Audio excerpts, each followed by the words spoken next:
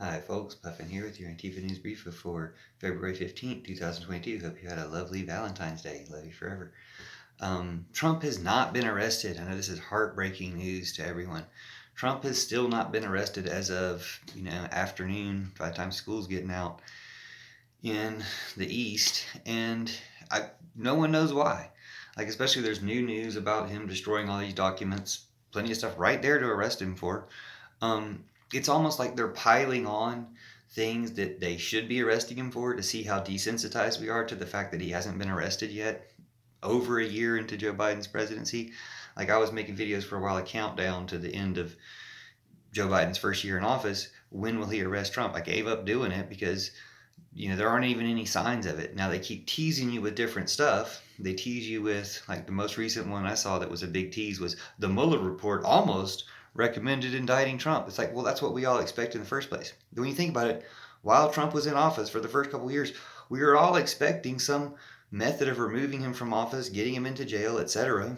the whole time. Especially as soon as he left office, as soon as he lost the election, we were expecting him to go to jail like the next day, like as soon as possible.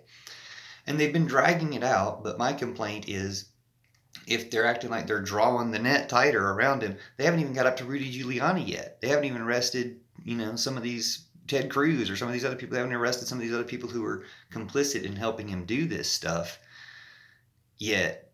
As far as they've gotten up the scale is the pirate guy, the eye patch guy, from the Oath Keepers, which it's good that they finally arrested him, but it took them a year to do that.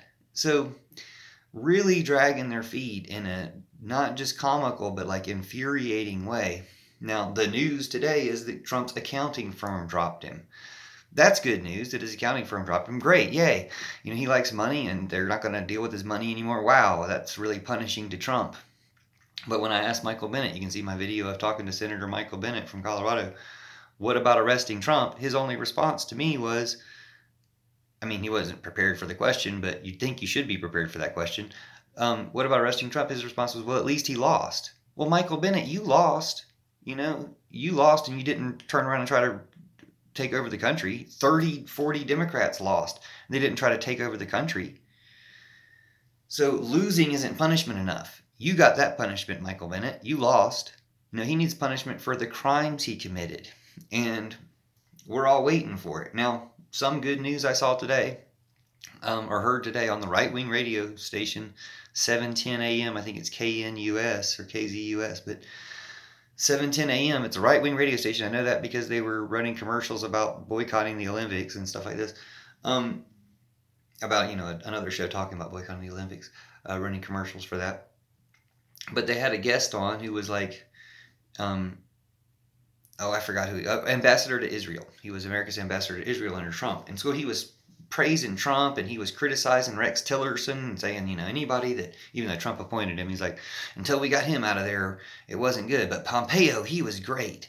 And he was praising Pompeo. He's saying, Pompeo's like my best friend and he'd make a great president. And they named like 3 or 4 other presidential candidates, not Trump.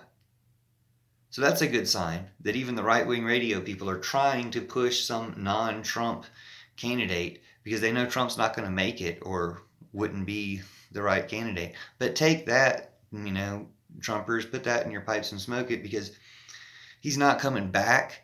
Hopefully he's going to jail. If Joe Biden's doing his job as president to protecting America from threats, both foreign and domestic, of which Trump is both. He's Putin's puppet, so foreign, and he's here, so domestic.